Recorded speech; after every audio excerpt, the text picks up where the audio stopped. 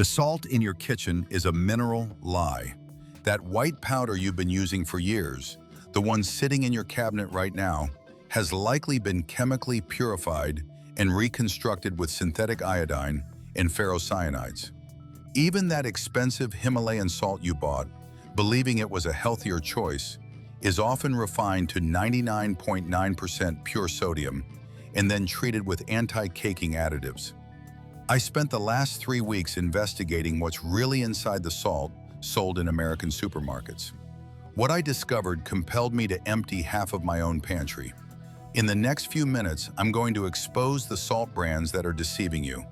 The ones using chemical processes to strip out every natural mineral, only to rebuild the salt with lab-made additives.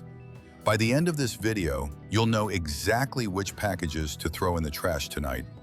I personally examined the labels of 47 different salt products available in American stores. I looked at everything from major chains like Walmart and Kroger to specialty health food stores like Whole Foods, with prices ranging from less than $1 to over $12 for a kilogram. I analyzed scientific studies, FDA regulations, and recommendations from the U.S. Department of Health and Human Services. Here is what you need to know. First up is potassium ferrocyanide. This additive, also known as E536, is the most common problem you'll find on the American market. Anti-caking agents are added to table salt to prevent the crystals from clumping together in humid conditions. The most prevalent of these is E536, potassium ferrocyanide, a substance added in amounts up to 20 milligrams per kilogram of salt, a level which is technically permitted by government regulations. However, many health advocates point to its potential dangers. When potassium ferrocyanide comes into contact with stomach acid, it can potentially release hydrogen cyanide. This compound is known to be toxic to the body, impairing cellular respiration and potentially damaging the kidneys. While its use is technically allowed by the FDA under strict limits, its presence in food is highly controversial and raises serious questions about its safety.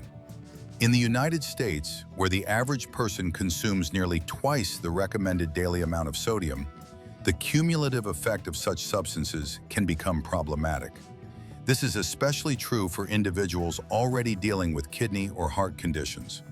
The history of using E536 in salt dates back to the 1950s, when manufacturers began adding it purely to improve convenience for the consumer. On the American market, salt containing this additive dominates the shelves of cheap, mass-produced products sold in discount supermarket chains. You, like most shoppers, probably don't read the label closely, assuming that salt is just salt. That's a huge mistake, because an additive like E536 makes it something else entirely. Many American nutritionists and health experts warn that this is one of the worst additives found in our food supply, strongly recommending you choose salts without it, such as pure sea salt or unadulterated pink Himalayan salt. A perfect example of this is a common store brand iodized table salt you'll find in stores like Walmart and Kroger. Its ingredients list includes sodium chloride at a minimum of 99.5%, potassium iodate between 30 and 50 milligrams per kilogram, and of course potassium ferrocyanide, E536, as an anti-caking agent. This product is incredibly cheap, often costing just $1 or $2 for a large container, and it's absolutely everywhere. Because of this chemical additive, it is not real, natural salt, and its true impact on your long-term health is, at best, highly debatable. Some sources claim it's harmless in small doses, citing a lethal dose of around 3 grams per kilogram of body weight. However, the real danger lies in its accumulation in the body, especially from a diet rich in processed foods. In the United States, where processed foods are a staple, and salt accounts for over 60% of the average person's sodium intake, consciously avoiding E536 is a major step toward a healthier lifestyle. Number 2, iodized salt with potassium iodate. Here in the US, the program of iodizing salt has been in place since the 1920s, a public health initiative designed to prevent the widespread iodine deficiencies that cause serious thyroid problems. To achieve this, iodine is added to salt in the form of potassium iodate, typically in amounts ranging from 30 to 50 milligrams per kilogram.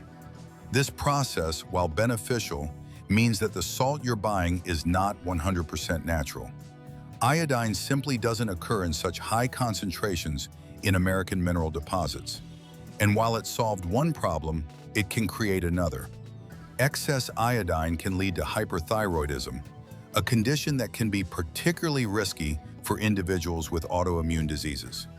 In the U.S. market, especially back when goiters were common in the goiter belt of the Midwest and Great Lakes regions, iodization was a public health miracle that saved the health of millions. But today, with access to much more diverse diets, some experts are questioning whether every container of salt on the shelf still needs this additive. The iodization process itself is straightforward, involving mixing salt with potassium iodate, and is regulated by agencies like the FDA. The United States produces millions of tons of salt every year, and the vast majority of it is iodized. Consumers often grab it off the shelf out of habit, completely unaware that other options like sea salt or Himalayan pink salt don't contain this additive. From a health standpoint, iodine is absolutely essential, with a recommended daily intake of about 150 micrograms. But the chemically added form may be less easily absorbed by the body than the natural iodine found in foods like seaweed. Opinions among American dietitians are split. Some praise the program for its historic success in preventing goiters, while others issue warnings about the potential for iodine overload in modern diets already saturated with processed food. A perfect example is the standard, fine, iodized table salt from a brand like Morton, sold everywhere from Walmart to Kroger.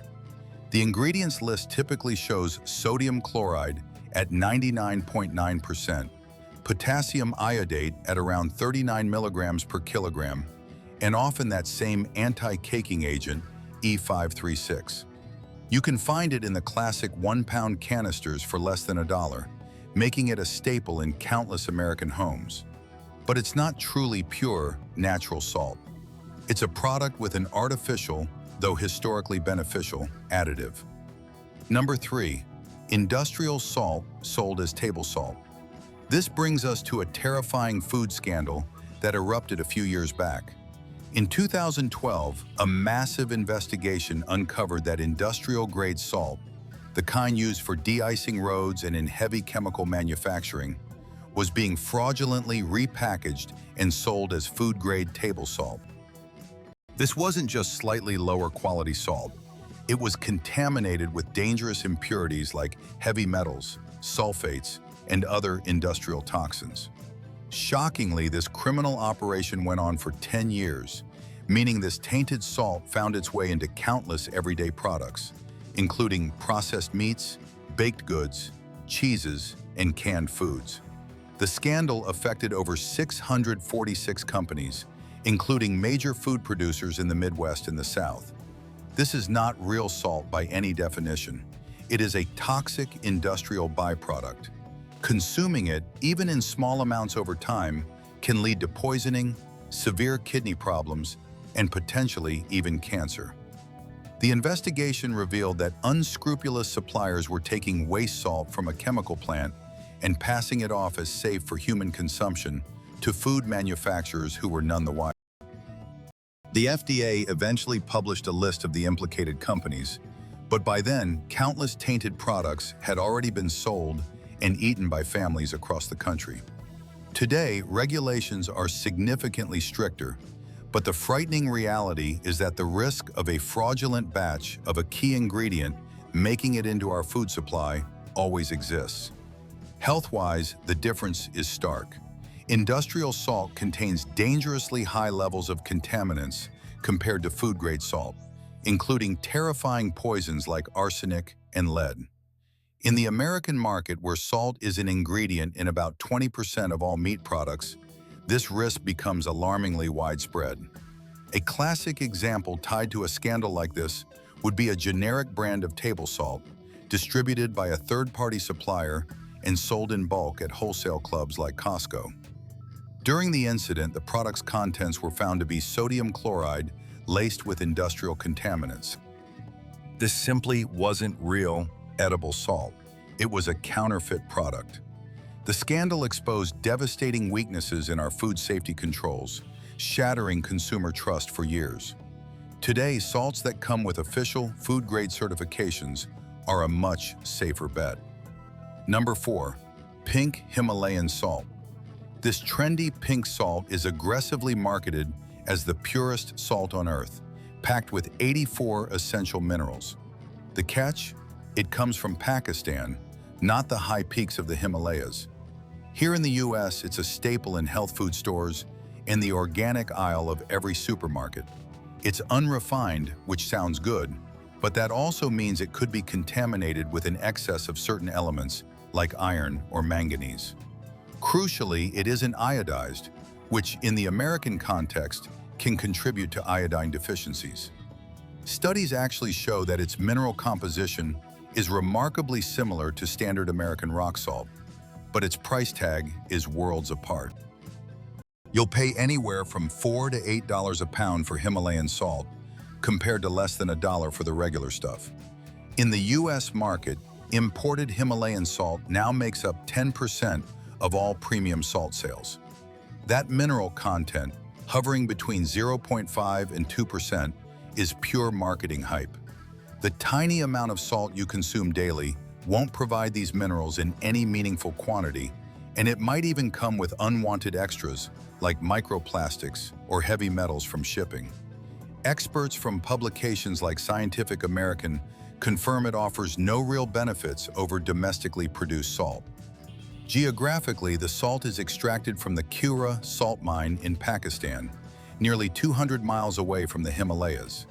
Calling it Himalayan salt is like mining salt in Kansas and calling it Rocky Mountain salt. The name is 100% marketing. A study published in Environmental Science and Pollution Research in 2020 analyzed 31 different samples of pink salt. They found lead in 25 of the samples and cadmium in 22. Some samples contained up to 9 micrograms of cadmium per kilogram. For perspective, the World Health Organization's recommended maximum is 0.5 milligrams. The variability is enormous. You truly never know what you're buying. Furthermore, it doesn't contain a sufficient amount of iodine. The Food and Drug Administration strongly recommends using iodized salt to prevent deficiency. Swapping your regular iodized salt for the pink variety can increase the risk of health issues, especially during pregnancy. An iodine deficiency in expectant mothers can lead to permanent cognitive deficits in their children.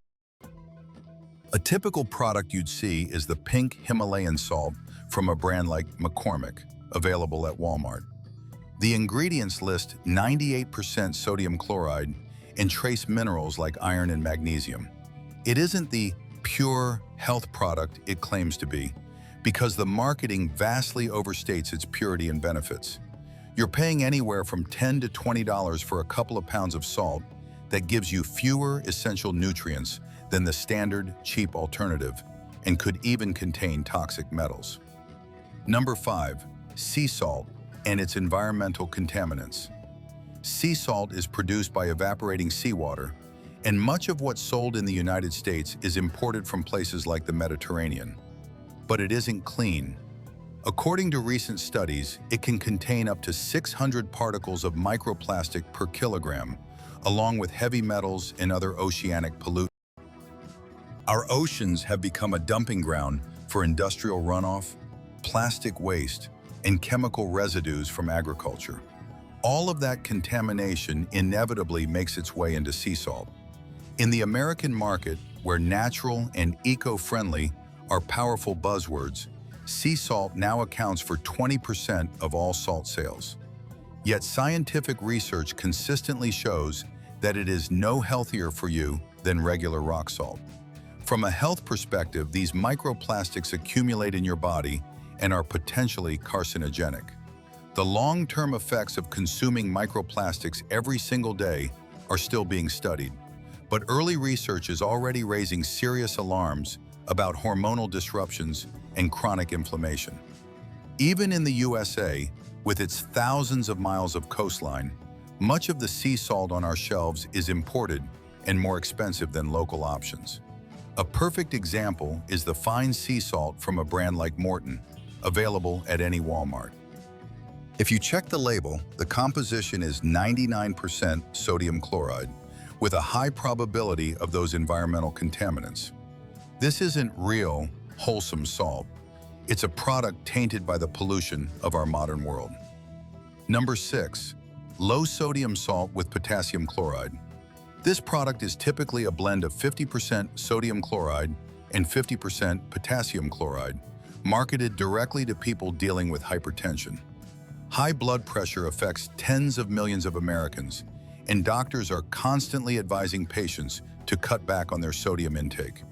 It's a recommendation backed by major health bodies like the American Heart Association, which suggests keeping sodium under 2,300 milligrams per day. But this isn't real salt because it's a chemical mixture. Potassium chloride can introduce a bitter, metallic taste and cause digestive issues for some people. More alarmingly, for anyone with kidney disease, the extra potassium can be downright dangerous, as compromised kidneys can't process it effectively. Despite these risks, in the American market, sales for these salt alternatives are growing by 15% annually. A common example is Morton Light Salt, available at CVS or Walgreens. The label clearly states its ingredients: potassium chloride at 50% and sodium chloride at 50%. It's simply not pure salt. Number 7. Smoked salt. Smoked salt is just regular salt that has been treated with smoke to impart a rich barbecue flavor. It's incredibly popular in the USA, especially in modern fusion cuisine and among grilling enthusiasts who want to get that perfect smoky taste without firing up the smoker. But this isn't real salt either, because the smoke itself can contain polycyclic aromatic hydrocarbons, or PAHs, which are known carcinogens. These dangerous compounds are formed when organic material is burned at high temperatures. The longer the smoking process, the higher the concentration of these harmful chemicals becomes. You might see a specialty smoked salt from a gourmet brand at a health food store, and the ingredients will list sea salt plus smoke. Thankfully, real, pure alternatives do exist. A great choice is unrefined rock salt, like Redmond Real Salt from Utah, which contains natural trace minerals and has no additives like sodium ferrocyanide. To find the real deal, look for unrefined versions. Check the label for a single ingredient, salt, with absolutely no anti-caking agents. The color is also a major clue. Pure, brilliant white salt is almost always heavily refined. Real, unadulterated salt will have subtle hues of gray, pink, or beige. Also, check the place of production. Salt with a specific, reputable origin guarantees a level of quality control you can trust. You should also analyze the price.